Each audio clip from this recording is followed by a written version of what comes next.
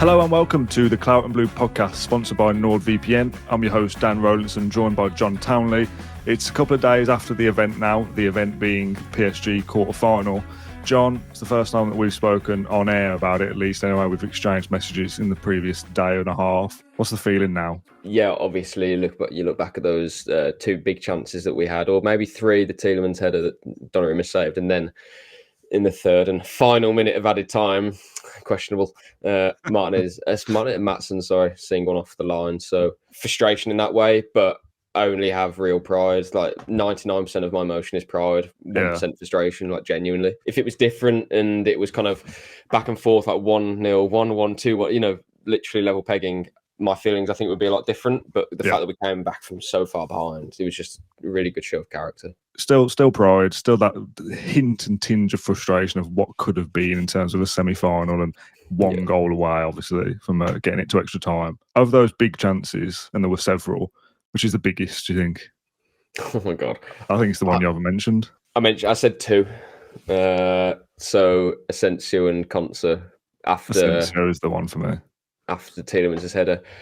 I don't know. I think Konsa and Asensio are really similar, because if Konsa makes any contact with the ball, it's probably going in. Really, either one. I think they were both brilliant chances. They're both fractions from scoring. But I get this sense of one because it's in the moment and it's a one-on-one. You have a couple of seconds to think about what you're doing, and a player of his quality as well, you'd back him 9 times out of 10 to finish it and probably do something different to what he did, which was to try and place it under Donnarumma, even though he's huge, and of course he's played with Donnarumma, trained with him as well. So I think in that moment, that split moment, I'd expect him to kind of know where to put the ball and what to do against that goalkeeper. But instead of taking it around him and kind of having that one moment of coolness, exactly where you wanted it, it didn't quite happen. But equally, the Konsa one, if he gets any sort of context on it, I think it would have probably gone. It's interesting, isn't it, how we frame these things of not really knowing. We don't know what was going through Marco Asensio's brain in that split second, but we frame it as, well, he should know. He's trained with Donnarumma not to do that. Maybe Asensio knows that if I try and go around him, that's the problem. So I've got to slide under him. Maybe it's the other way around instead. Maybe he has chosen the option he thinks is the best one. But in hindsight, I think he should try and take it round him. Like you say, back him. If that exact move unfolds against any other opponent, Torres long ball through Asensio, great touch, and he gets a shot away. 9 times out of 10, if he does that against Newcastle, I'd back him to score. It's just you bring these players in literally for these big moments, and he couldn't score. But it's one of them. You're not going to pan him. You're not just kind of no hard feelings over it. It's just a what if moment. But it is what it is. In terms of the night, from a work perspective, something a little bit different. Obviously, we talk a lot about what it's like covering Villa dependent on results, and sometimes a defeat makes the week drag by till the next game and all those kind of things. But being in that stadium, taking part in that spectacle, not on the pitch, thankfully, John, but just being in the presser and all those different things. I mean, you just started that Asensio chance away, no problem. What was that like being part of this big occasion? I say it all the time. It's an absolute privilege to be doing what I'm doing, and especially in the time in which I'm doing it. Villa in the Champions League quarter-final, it's I always think back to when I was going to the Olympiacos game and thinking about what a huge moment that was. Kind of walking to that game, first leg of a semi-final of a European Cup competition, and now I'm in the moment of a quarter-final. And I know that in a year's time, or hopefully we'll be in a quarter-final again. But in some years' time, you'll be looking back at that and thinking like, wow, you've just done that professionally as in the job you're doing and working in the media. But during the game, it was absolute chaos. My report was obviously one of Villa have been knocked out, etc., etc. That then changed in the space of 3 minutes when we scored twice. Chaos is the only way I can describe it. Although, because of the goal, so the time in which we scored the goals, both before the hour mark, right?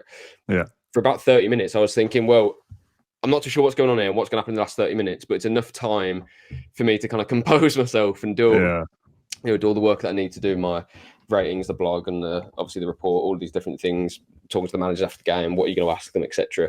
It's a bit of a blur now in terms of what I'm doing. But actually, when I look back at it, Villa had more than enough time to find an equaliser and maybe even a winner. And we had the chances to do it. So that's something that I think was lost on me maybe during the game or even like yesterday. As long as we have a moment where we are on top, that's when we have to make it count. And that doesn't have to be the first 10 minutes. And that proved even more so the fact that we went 2 goals behind in 30 minutes, that as long as we have a spell of pressure, if you make that count, who knows what's going to happen. And we really did make it count. And that's, as loud as I've ever heard Villa Park, really, when Conte scored, comparable to the Bayern game. So, yeah, like, again, me professionally, of course, like a moment that I won't forget covering that match.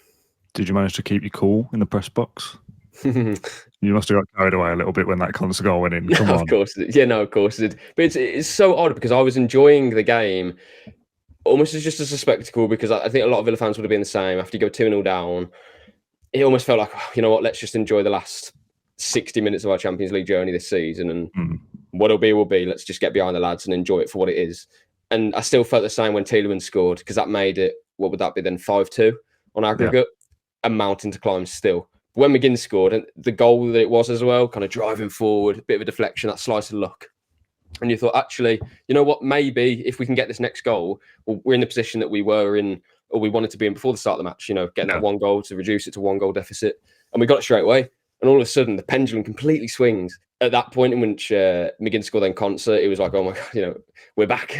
We've got a shot at this. And obviously, I lose my cool in that moment. But before that, I was just enjoying what was a really good game of football, to be fair. Special night. Shame that we didn't get the result that we wanted in terms of progressing through. But I think it'll be one of these ones that, you look at it 2 ways. It's a special moment to have won the match and competed at the highest level, a higher level, I suppose, than Villa have been used to for 43 years. But also, hopefully, that this isn't something we look back on in 10 years' time as, you remember that one game against PSG and kind of nothing's really happened since. So I want this to be one of many big games that are to come.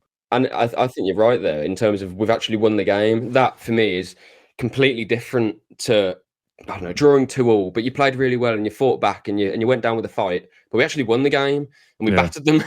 And I said in my walk and talk that Dembele and Enrique, they were making it very clear to the media, like, they've come here to win this game on the night and treat this like a match. So I'm taking that as like, well, we've beaten them in a game. Do you know what I mean? This wasn't PSG setting up to defend a 4-goal lead or anything after they scored to make it 1-0 and then they got another. No, like, they wanted to beat us on the night, and that was pretty clear from the get-go. But they just couldn't live with the Villa Park storm.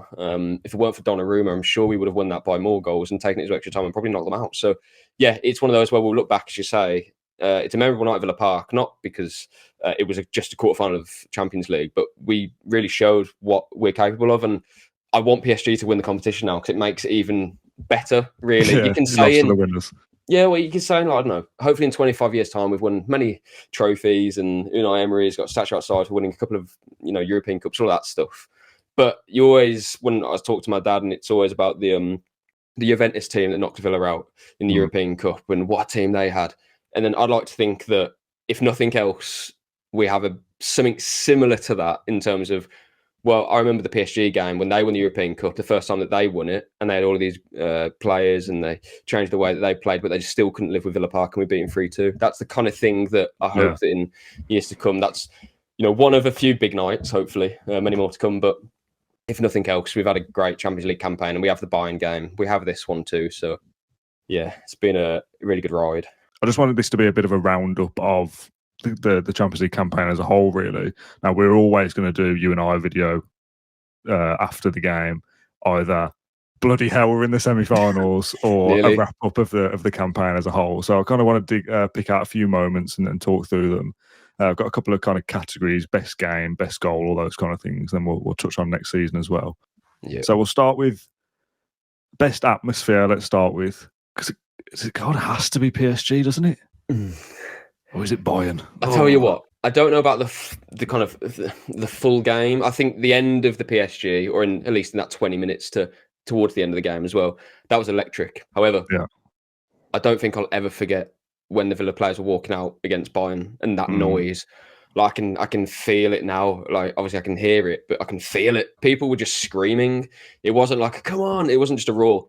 It was like grown men screaming, because that, I think as well, because it's Bayern. If it was Barcelona, it would be similarly like incredible. But the fact it was Bayern and the fact that we wanted to repeat, obviously you don't win a European Cup for that game, but there was something to it. There was history there, and winning 1-0 as well was incredible. But I think that was probably the best atmosphere. I don't know about the full 90, but that moment, that was bloody loud. Whilst we're on atmosphere, let's do Tifo as well. Obviously, these I won't talk about the Villa Park displays. The best one, when we were in the stadium for PSG and This is Villa Park gates rose up from the ground with the two lions, instantly in the moment I said, that's the best one so far. But I'm not sure with hindsight that I think it is. When I heard you say that. This one sounds horrible. What, from where I was sitting? No, did I say it on the podcast as well? You said it on the podcast, yeah. I can't remember. Yeah, said on the podcast. I don't know. Again, maybe it's because of the Champions League music, and maybe this affects how I looked at the Tifo. But I just thought the whole kind of start to it was just like, I don't know. Like, yeah, I think the Tifo was great, and shout out to the 1897 group who always help with the Tifos, the scarves, like the setup that we've seen at all the start of these Villa games. And I said for the Club Brugge game, I think the last thing that I'll forget from the Champions League games is the start of them when they build up and it's the Champions League music and it's the Tifo and it's the fireworks. It's a proper spectacle. So that's a huge tick for me for what Villa have done this season in the Champions League. But against PSG, I thought it was going to be like the best and the biggest. And I don't think the fireworks display was as good. Any Tifo was good in my opinion. Fantastic. But there's no Champions League music. So the kind of, and everyone was looking around like what's going on. So the whole moment was kind of like blurred, which is a real shame because it's something that I really look forward to. My favourite Tifo would have been either the Ozzy Osbourne one or the Lions for the Bologna game, I think that was. Okay, yeah, interesting. Jumping out, it made it look like 3D and yeah. I wasn't a huge fan of the Aussie one. I've just quickly got a couple of pictures up so to refresh my memory, and I forgot the Bologna one. I've got the Villains one, which I wasn't particularly a fan of. I remember talking about I like that they brought it back though. Like, I like that. Yeah, the first one of the kind of the shape of the club crest with all the players on is all right. That's a bit kind of social media graphic for me rather than Tifo. I think that was for the Bayern game, so a special game, but not the Tifo that was my favourite. I think the gas lamp one is my actual favourite from the Bruges game. Yeah, just something a bit different. It's something about the history. Like it's one of those things that obviously these displays are for Villa fans, and we all know what it's for. But that's probably the one, apart from maybe the Aussie one, that would have other fans going, "What's that about? What's that for?" And Villa Villain. Yeah, but I didn't like that one anyway. So. But this is, I know you don't like that one, but for the reasons you like the gas lamp, that's exactly why I love the Villa Villain, because everyone's thinking, "What the hell's that?" But I like it because that's like it's not just our identity, but that's something that's kind of etched in our past. Yeah, fair, and it looks like funky, and it's like, well, that's Villa from hundreds of years ago. Like I liked it, I really did. So I'm glad they brought that back. But in terms of how it looked, I would just say the Lions, just because it looked like it's Okay, let's move on to best game. I'll let you go first before I say anything here. Best game. Oh god, I'm not going to say PSG. No, I'm not. Okay, maybe I should then. But it's a very obvious one. We beat PSG, and I think in years to come that'll be the one you look at and be like, well, we got knocked out. But again, like I said earlier, maybe that's the game we tell our kids about that. Oh, we were there, and this is the time that we did this. I think I'd have to say Bayern, just because it was our first home Champions League game. We announced ourselves back on the European stage with that result. Beating young boys is something that lots of teams do, and they finished probably bottom of the league phase. Bologna, great for them that they're in the Champions League. Celtic, I expected to beat. It was a great game and a great atmosphere, fantastic. But again, all those results are kind of expected, and you kind of pluck away, and you think, well, actually, yeah, we should have beaten that team because we're good enough. But Bayern, again, the fact it was 1-0, the goal that Duran scored is outrageous.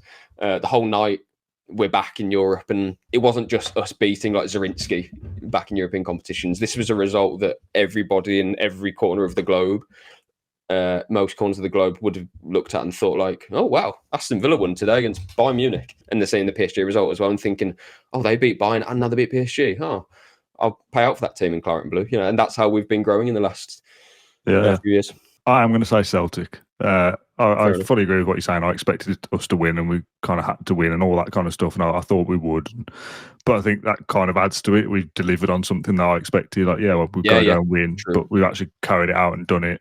The two quick-fire goals early from Rodgers kind of sets it up to be this brilliant spectacle. With hindsight, bit of jeopardy. Celtic score a couple of goals themselves, but ultimately Villa still go on and win. Rodgers completes his hat trick, kind of arrival on the big stages, gets you into the knockout phase, and it's like you have that moment at the end of the game of like, all right, well, we've not won the thing, but we've achieved something. Like, we're through to the next bit. We can all celebrate that together. So Bayern, obviously, PSG massive, but Celtic's the one I'll pick. Obviously, I've not been to any of the aways, but the Bruges knockout game away was obviously very good as well, because it gives ourselves that lead to go into the second league. If I had to say an away game, though, I'd probably say Leipzig. Yeah, they'd lost lots of games, but that was our pot one opponent. And the fact that we were leading, then pegged back, leading again, pegged back, and then a pretty late goal from Barkley to win the game. And I remember saying afterwards in my walk and talk the next day that this felt like the first kind of big away result Villa had in Europe under Unai Emery. We hadn't really had one, and I know that we beat Lille on penalties, and it just felt like we kind of got a bit of a monkey off our back because our away results up until that point, and to be fair, even now, still haven't been brilliant, but it's European competitions, and Villa Park was so strong that we can kind of get through that and make up for it in two-legged affairs, etc. But we haven't had too many away results against properly good teams. So to do that against Leipzig, a side who are always in the Champions League, probably going to be in the Champions League next season again, probably going to finish like 4th in the Bundesliga, good team still. That was a really good win. I've got best goal next, which probably is various combinations of games we've already spoken about, I suppose. Duran's goal against Bayern is an obvious one. Mad that that's a player that isn't even here anymore, didn't compete in the second half of the Champions League for us. I think there's loads you could pick out. Is this best goal or favourite goal? Nah, do what you want, mate. Mine's probably an own goal. When Rodgers put the ball in the box and the Bruges player slammed in his own net, which gave us a lead, which at the time was, felt huge. Obviously, it was huge. I think that was probably my favourite goal. I'm not one for, obviously I'd rather score an amazing goal, but equally I don't care as long as we score in the time in which I want us to score. Those moments I cherish much more than seeing a player bang one in from 30 yards into the top corner. That's great, but scoring a crucial goal is much more. It's something that stays with me for longer. So I'd probably say I think it's Brandon Michele or Michelle. His own goal was probably my favourite. It sounds mental because John Duran scored a banger at Leipzig, scored the lob against Manuel Neuer. So I mean, maybe I would say Duran against Leipzig, but yeah, in terms of importance and stuff, I would probably say Brandon Michele's own goal. I like that because how many Villa fans could I interview here? And Bayern Munich's best game, Duran's the best goal. You give me something different. I like that. Yeah. I'm going to go a little bit different as well. I don't know what I say. Best goal, favourite, whatever. Best goal in terms of quality and the beauty of the goal or whatever. I'm not that interested in. And again, probably because it's the most recent one.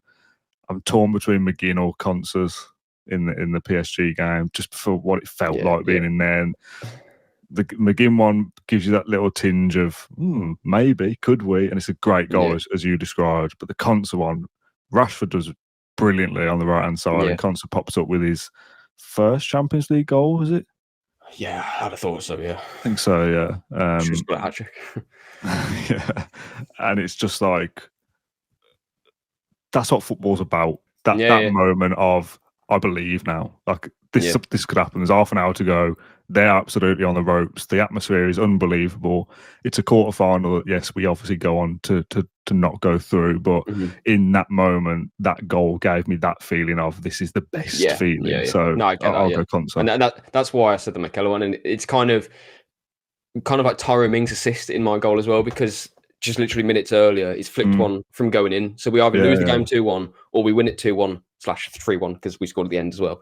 But that's why I said that goal, because it was so important that we got that goal. And obviously from what preceded it as well, we might not have even got through Club Brugge if Mings hadn't cleared off the line and we go down the other end and score. So yeah. All about small margins at the top level. Yeah, absolutely. And the final category I've got is biggest surprise. Biggest surprise for me is that we actually, how do I word this properly? Like we've actually done well. I don't mean that in a patronising way. I thought, getting into the top 24 and having a stab at a two-legged playoff game would be an achievement. That would be first time in the Champions League for 43 years. Don't embarrass yourselves, basically. Don't do a Leipzig and lose loads and loads of games and not even get into the top 24. That was the first task, and that's what I'd have been, at the time, relatively happy with. But as you win the first 3 games of the league phase, you suddenly start to go, top 8 maybe. This is a different proposition. I shouldn't be surprised because this is a superb team that Unai Emery's building, and he's absolutely an elite coach, manager. Villa Park is a special place. All the things we've spoken about in this episode, I shouldn't be surprised. But Villa have a knack of still kind of, still throwing a curveball at you every so often and surpassing your expectations. So I kind of move the needle a little bit almost with every game of, okay, top 24, we can definitely do that. top 8, we can definitely do that. Round of 16, that's as far as I predicted at the start of the season, but Villa even go one further than that and get to the quarter-final, and go almost one further than that and almost get to the semi-final because they come back against PSG in the return leg. And it's just that thing of like, I shouldn't be surprised that we're good, but sometimes it takes a while to take stock of, well, yeah, why am I surprised? Because we are good now. This is proper kind of elite level football. So that's been my surprise, and the fact that we've been able to couple all of that with still being in the conversation to get into the competition again next year through the Premier League, that we're in an FA Cup semi-final for the first time in a decade. Like, it's been now, we spoke a lot throughout this year about season feels a bit bitty and you win a couple, you lose a couple, and it feels a bit weird. Now this is making out and could have a historic season by the end of it, and that surprised me that we've actually managed to do all that. Everything's kind of gone as expected in terms of the games, who we've played, how we've played, all that sort of stuff. But the fact that we've actually got this far, that has to just be the biggest surprise of them all. I would say being in the top 8 was probably my biggest surprise. Yeah. I genuinely didn't give us much of a chance of doing that. I just presumed that it would. I think I said at the time it would be everyone from pot 1 plus Bayer Leverkusen. It just didn't turn out like that at all. And yeah, like everyone has different fixture lists, which can like impact certain teams. Like PSG had a much harder fixture list than us, but we've still got to do a job. And we're not PSG. We don't have the highest wage bill in Europe. We have one off, but we can be really proud because we've surpassed expectations in like numerous ways. But I would probably say my biggest surprise is, again, not a great answer, but being in the top 8 was probably my best moment in terms of sitting there waiting for Atalanta to not score a third against Barcelona. Having that moment, that it didn't feel like we'd achieved something in terms of winning anything, but it felt like that was like validation for us, I thought. Because there was quite a few teams like Lille, Bayer Leverkusen, and obviously Atalanta at the time, who were all, good clubs, but we want to be kind of a step above. And I know Leverkusen won the Bundesliga, but now they're not. But what I'm trying to say is we're trying to kind of link to those established elite clubs, your PSGs, Bayern Munich's, City, Liverpool, Madrid, Barcelona. That's where we want to be consistently. So it's like validation for me that we're in the top 8 of those teams. Like, we've finished in the best category of the Champions League. So whatever happens from now, we've already proven that over the space of 5. Was it 5 games? No, it's more than that. What am I about? 8 games. Yeah, 8 games. It's a big sample size. Whoever you're playing difficult teams. It's the Champions League. We managed to hit that target. So anything that happened from there, genuinely, I would have been, well, we surpassed expectation in that alone. We could have got, I don't know, call it PSG in the round of 16 and been knocked out. And we'd have been out in the round of 16 and we would have thought, well, we had a really difficult opponent. But the fact we got to the quarterfinals is just a bonus for me. I don't know. Just as a side point as well, one of my favourite moments, just in general, going abroad to these grounds, obviously fantastic, but seeing people and listening to them and chatting to them about their stories while they're covering Villa, like the amount of people that I spoke to that said, oh, my dad didn't let me go to the 82 final because I was this young, so now I've made it like I have to go to every game now, like all of that sort of thing. And their experiences, Captain Phillips stopping me midway through a flight, incredible stuff. So that probably is my favourite moment. We're still in the conversation. We're absolutely in the race to finish in the top 5 again and get into the Champions League for successive seasons. We won't discuss that now because you and I will be doing the Newcastle preview on Friday, where that is absolutely a crucial game in both clubs' race for the Champions League, actually. So we'll discuss that on Friday evening. I'm going to leave the topics we've spoken about, like the game, Tifo, atmosphere, etc., in the comments. So if you're watching along or listening, you want to give your answers as well, get involved down below in the comments and share your thoughts as well. You might still say what I'm about to say is silly, but I think with what we've seen at the Champions League this season, it makes it less silly. That when we talk about Unai Emery and his kind of legacy at Aston Villa, his legacy to come, if he's here for 10 years or whatever, we always think if he's here for a long period of time, I mean, he'll be going into his, third, fourth season. So, if he does another 5 or 6, we'll have won this and we'll have won that. I don't think it's stupid to say, and you'll probably laugh now, I think we could win the Champions League in that time. I don't think that's crazy to say that. Why would you limit it? Like, exactly. Genuinely, if the players aren't doing it, if Emery's not doing it, why the hell should we? I think winning the Champions League is easier than winning a Premier League because it's less games and it's these one-off moments and these big special nights, and you've got the Villa Park advantage in a one-off game or a two-legged game against the same opponent, and you learn things from the first leg and all that kind of stuff. Win a Premier League, you've got to be pretty infallible over the course of 38 games. To win a Champions League, you can be crap for the first 4 or 5 in the league phase and still get through, a la PSG. Yeah. You can be lucky or fortunate with a decision or a penalty or a red card or something, and all of a sudden you're in a semi-final. And I think if we'd have beaten PSG, Real Madrid, Arsenal, Barcelona, Inter, whoever it was that Villa would have ended up playing in whatever fantasy, I'd have just been going, well, we're 2 games away from the final. You're at the stage where anything can happen and these rogue results can pop up. So 18 months ago, to suggest Villa might win the Champions League, you'd have just laughed and said, don't be stupid. Now we've got this far.